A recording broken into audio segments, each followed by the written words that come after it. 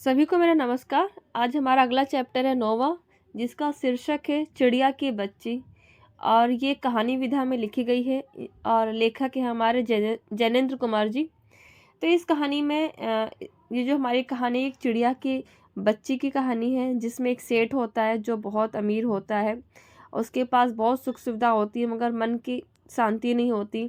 एक दिन उसके बगीचे में चिड़िया आती है और चिड़िया बहुत सुंदर होती है, जो सेठ को बहुत अच्छी लगती है। और सेठ चिड़िया से बोलता है कि तुम मेरे पास रहो, मैं तुम्हें सब सुख सुविधा दूंगा, सोने का पिंजड़ा बना के दूंगा, तुम मेरे पास रहो। मगर चिड़िया उसके पास नहीं रुकती है। वो उसे अपनी आज़ादी बहुत प्यारी होती है, उस बंधन को स्वीकार नहीं करती। भले वो कितनी सुख सुविधा ये सोने का पिंजड़ा हो, उसको स्वीकार नहीं करती। उसे अपनी आज़ादी प्यारी होती है। और वो अपनी माँ से बहुत प्यार करती है, क्योंकि वो हर पल वो कहती है मुझे अपनी माँ के पास जाना है, मेरी माँ मेरी वाट देख रही है, मतलब मेरा इंतज़ार कर रही है। तो अपनी अपनी माँ का प्यार और अपनी आज़ादी, उस सुख सुविधाओं को उसने पीछे छोड़ा और अपना माँ माँ का प्यार और अपनी आज़ादी उसने आगे रखी। और अपना इस प्रकार इस चैप्टर में बताता है कि आज़ादी कितनी एक महत्वपूर्ण चीज़ है। एक छोटी सी चिड़िया के माध्यम से जैनेंद्र कुमार जी बताना चाहते हैं कि जीवन में एक माँ का प्यार और आज़ादी कितनी महत्वपूर्ण होती है। कोई कितना भी सुख सुविधाओं में आपको भर दे, मगर अगर आपके पास आज़ादी नहीं है तो और माँ का प्यार नहीं है तो वो बेकार है सारी की सारी चीज़ें। तो आइए हम पाठ पढ़ते हैं। तो पाठ हमारा इस प्रकार से है। थोड़ी सी मेरी आवाज़ में थोड़ा सा आपको परिवर्तन नज़र आ रहा होगा। थोड़ा सा मेरा तबीयत ख़राब होने की वजह से गला बिल्कुल बैठ गया है, उसके लिए मैं माफ़ी मांगना चाहती हूँ। मैं चाहती हूँ सिलेबस ख़त्म हो जाए, तो इसलिए हम आज ज़रूर कंप्लीट करेंगे अपना। तो यहाँ हमारा स्टार्ट होता है। माधव दास ने अपनी संगमरमर की नई कोठी बनवाई, उसके सामने बहुत सुहाना बगीचा भी लगवाया और उसको कला से बहुत प्रेम है। धन की कमी नहीं है और कोई व्यसन छू नहीं गया। सुंदर अभिरुचि के आदमी हैं। फूल पौधे और रकाबियों से हौजों में लगे फव्वारे में उछलता हुआ पानी उन्हें बहुत ही अच्छा लगता है। समय भी उसके पास काफ़ी है।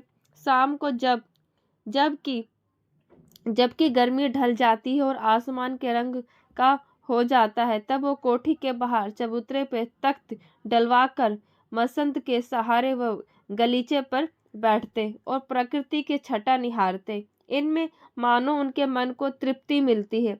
मित्र हुए तो उनके विनोद चर्चा करते हैं, मतलब जब अगर मित्र होते तो उनके साथ बैठते हैं, नहीं तो क्या करते हैं अपने बगीचे को निहारते रहते हैं।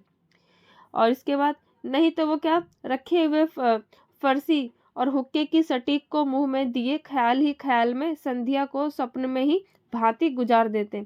अगर दोस्त यार नहीं होते तो क्या करते, वो हुक्का लेते और ख्याल में गुजार देते। आज आज कुछ कुछ बादल थे। आज क्या थे, कुछ कुछ बादल थे। घटा गहरी नहीं थी। धूप का प्रकाश उनमें से छन छन के आ रहा था। माधव मसंद के सहारे बैठे थे। उन्हें जिंदगी में क्या स्वाद मिला है, पर जी भर कर भी कुछ खाली सा रहता है। मतलब कि घर में इतना सुख सुविधा होने के बाद भी उनको कुछ खाली खाली सा पन लगता है। तो आगे देखेंगे। उस दिन संध्या समय उनके देखते देखते सामने सामने की गुलाब की डाली पर एक चिड़िया आन बैठी। चिड़िया बहुत सुंदर थी। उसकी गर्दन लाल थी और गुलाबी होते होते किनारे पर जरा जरा नीली पड़ गई थी। पंख ऊपर से चमकदार स्याह से थे। मतलब कि चिड़िया की सुंदरता का वर्णन किया गया, किस प्रकार से उसकी गर्दन लाल थी और गुलाबी होते होते वो धीरे धीरे फिर नीला हो गया। और पंख क्या थे, चमकदार थे, जैसे नीले रंग के स्याही जैसी होती है उस तरह से उसके पंख थे, चमकते।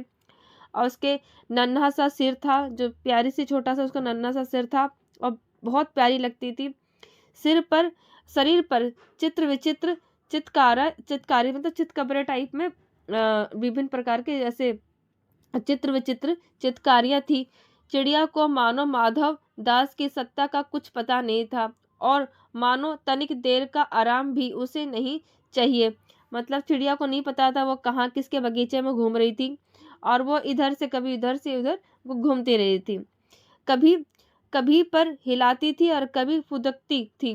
वह खूब खुश मालूम होती, अपनी नन्ही सी चोंच से प्यारी प्यारी आवाज निकाल रही थी।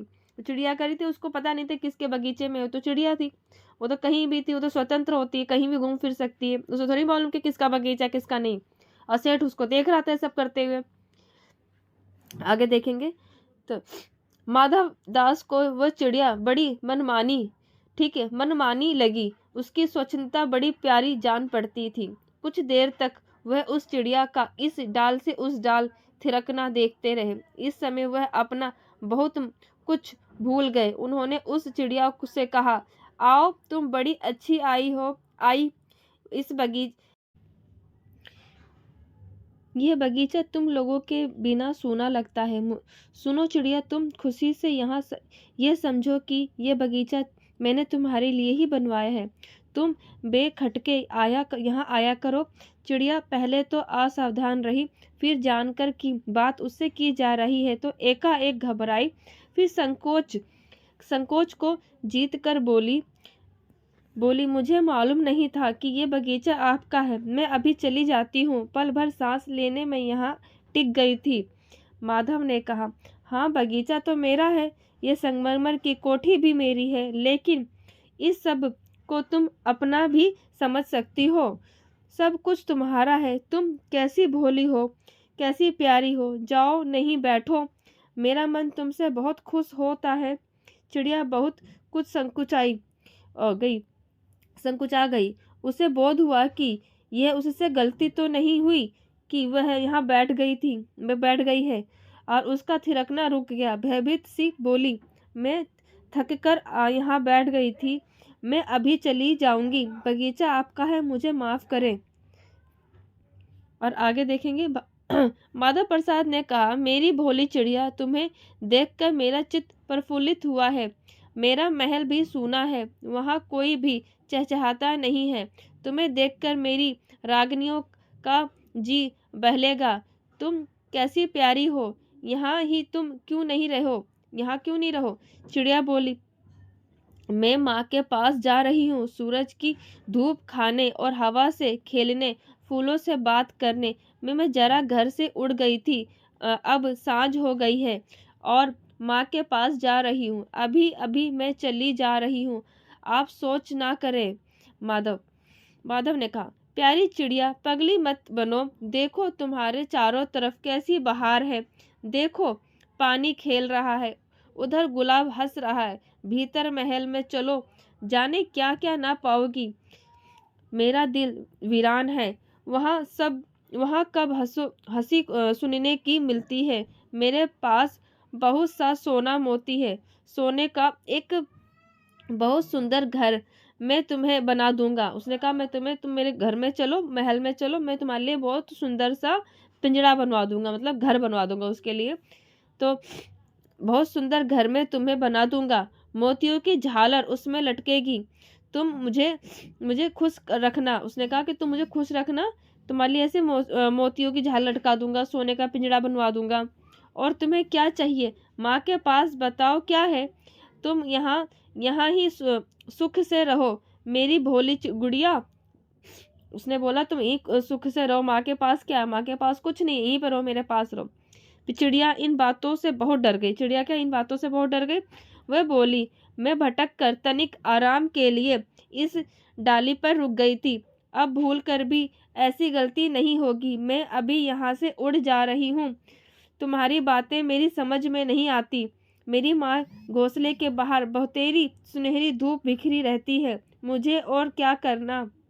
2 दाने माँ ला देती, और जब मैं पर खोलने पर बाहर जाती हूँ तो माँ मेरी बाट देखती रहती है। मुझे तुम और कुछ मत समझाओ, मैं अपनी माँ की हूँ। उसने कहा कि मुझे खाली माँ, जो क्या कहती, मेरी माँ मेरे लिए जो कहती, मैं तुम्हारी बात मैं समझ नहीं रही हूँ।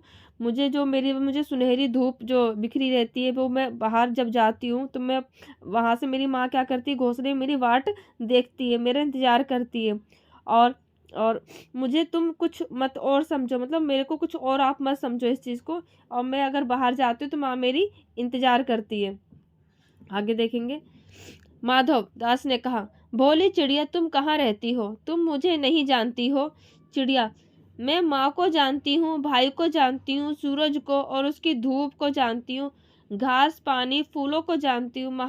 महामान्य, तुम कौन? मैं तुम्हें नहीं जानती। माधव, तुम भोली हो चिड़िया, तुमने मुझे नहीं जाना, तब तुमने कुछ नहीं जाना। मैं ही तो सेठ माधव, मेरे पास क्या नहीं, जो मांगो मैं दे सकता हूँ। चिड़िया, पर मेरी तो छोटी सी जात है, आपके पास सब कुछ है, तब मुझे जाने दीजिए। तो माधव, चिड़िया तू निरी अनजान है, मुझे खुश करेगी तो तुझे मालामाल कर सकता हूँ।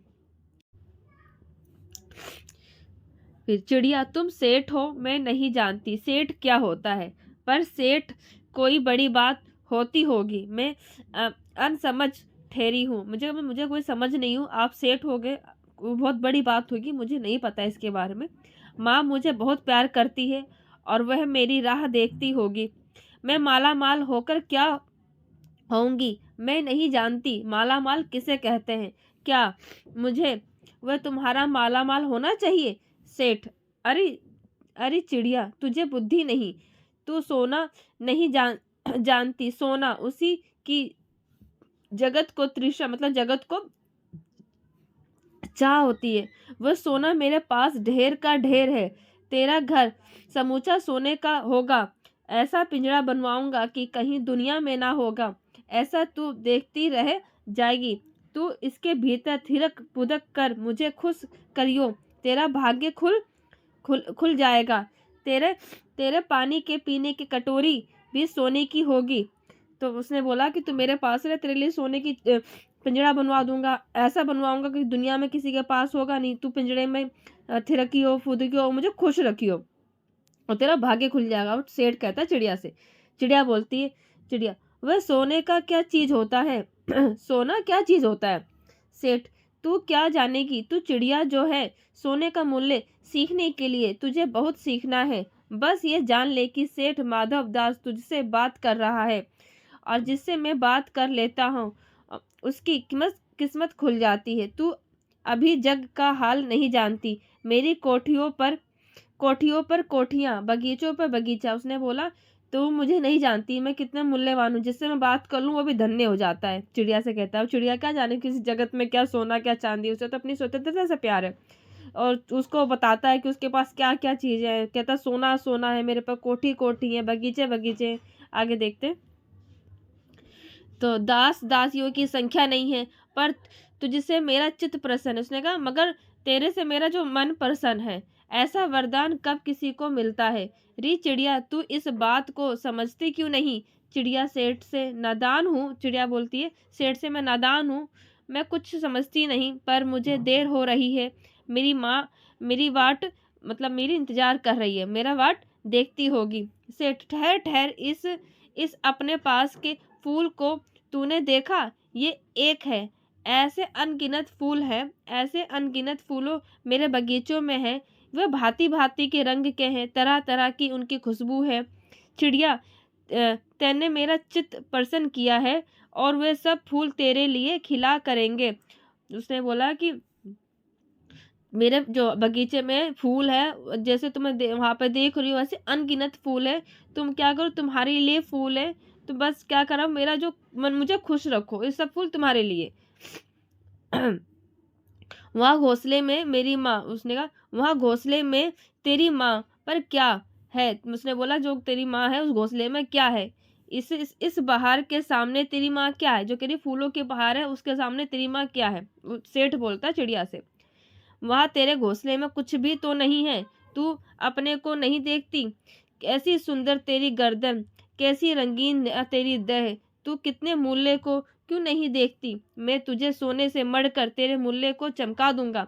मैंने तेरे चित्त का प्रसन्न किया है, तू मत जा, यहीं रह। उसने बोला कि तू यहीं पर है, तू मुझे खुश रख। मैं ठीक है, वो जाने नहीं देता उसको और उसको बताता है कि कितने मतलब तेरी माँ के पास कुछ नहीं है वहाँ पर, मैं तुझे सब कुछ दूंगा। तो आगे देखेंगे। चिड़िया बोलती है, सेठ मैं अपने को नहीं जानती, इतना जानती हूँ कि माँ मेरी है और मुझे यहाँ देर हो रही है। सेठ मुझे रात मत करो, रात अंधेरा बहुत हो जाता है और मैं राह भूल जाऊंगी। उसने बोला कि ये सब मैं नहीं जानती हूँ, मुझे जाने दो, मेरी माँ मेरे राह देख रही है, रात हो जाएगी तो मैं रास्ता भूल जाऊंगी। चिड़िया बोलती, सेठ बोलता है, सेठ ने कहा, अच्छा चिड़िया जाती हो तो जाओ, पर बगीचे को अपना ही समझो, तुम बड़ी सुंदर हो। ये कहने के साथ ही सेठ ने एक बटन दबा दिया और उसके दबने से दूर कोठी के अंदर आवाज हुई, जिसे सुनकर एक दास झटपट भाग कर बाहर आया और ये सब क्षण भर में हो गया। और चिड़िया कुछ भी नहीं समझी, चिड़िया ये समझी ही नहीं। और सेठ उसको पता है चालाकी दिखा रहा था और उसको क्या क्या, उसके पास एक बटन थी, उसने बटन दबाया और कोठी में जब आवाज आई तो वहां से एक दास निकला। दास भाग के आया उसके पास और क्या किया देखते हैं। सेठ कहते रहे, तुम अभी माँ के पास जाओ। उसने कहा, तुम अभी माँ के पास जाओ, माँ बाट देखती होगी, पर कल आओगी ना, कल आना, परसों आना, रोज आना। उसको ऐसी लुभा रहा है, उसको फुसला रहा है कि अच्छा तुम माँ के पास जाओ, कल आना, परसों आना, रोज आना। ये कहते कहते दास को सेठ ने इशारा किया, दास को उसने इशारा किया कि वह चिड़िया को पकड़ने में जतन में चले। उसने कहा मतलब सेठ ने दास को इशारा कर दिया कि उस चिड़िया को पकड़े। तो इशारे में सेठ कहते रहे, सच तुम बड़ी बहुत सुंदर हो।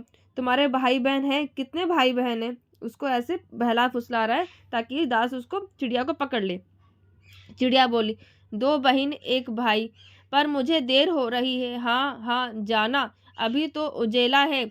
उसने बोला, हाँ हाँ चले जाना, अभी तो उजाला है। 2 बहन 1 भाई, बड़ी अच्छी बात है।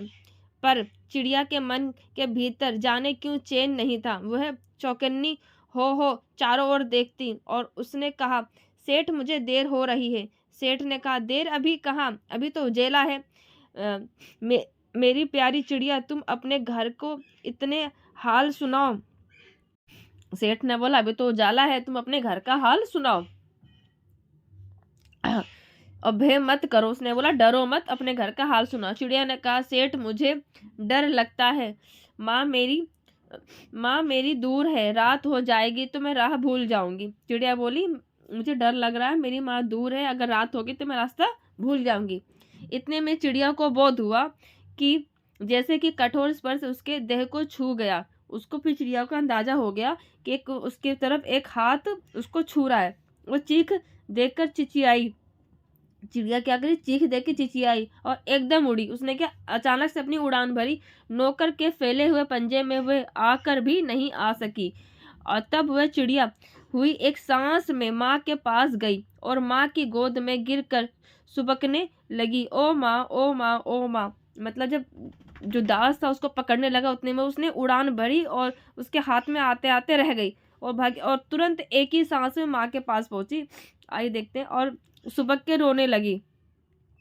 माँ ने बच्ची को छाती से चिपटा कर पूछा, क्या है मेरी बच्ची, क्या हुआ, क्या है? बच्ची कांप कांप कर माँ की छाती से और चिपक गई। बोली, कुछ नहीं, सब सुबकती रही, ओ माँ बस करती रही। मतलब रोते रोते सुबकते नहीं, सब बच्चे वैसे करती रही माँ से। और माँ भी क्या छाती से चिपका के रख ली। बड़ी देर में उसे ढाढ़स बांधा। मतलब नहीं, बच्चे रोते रोते ढाढ़स हो जाता है। तब वह पलक मीच उस छाती में ही चिपक कर सोई और उसे अब पलक ना खोली। वो क्या मांस के आंखों मतलब माँ के ही छाती से चिपक गई, सो गई और आंख नहीं खोली। वो मतलब इतने उसको ऐसा डरावना सपना सा लग रहा था, वो आंख बंद करके सो गई। तो इस प्रकार से हमारा ये पाठ खत्म हो गया है, जो जैनेन्द्र कुमार जी ने लिखा था। बहुत प्यारा, बहुत सुंदर इन्होंने वर्णन किया है इस चिड़िया का। जो कितने भी जो सेठ कितनी चालाकी से उसको अपने बंधन में बांधना चाहता था, मगर चिड़िया को अपनी आज़ादी, अपनी माँ से बहुत प्यार था, जो उस के चुंगल से कैसे कैसे भाग कर निकलती है। तो हमने आज पाठ में समाप्त कर लिया है। तो अगला हम पाठ करेंगे, कोशिश करेंगे आज ही कर ले। तो आप सबको इतना प्यार सपोर्ट कर रहे हैं मुझे, आपका बहुत बहुत धन्यवाद। और ऐसे ही पढ़ते रहे, वैसे ही आगे बढ़ते रहे। आप सबका बहुत बहुत थैंक यू। आप सबका दिन शुभ रहे।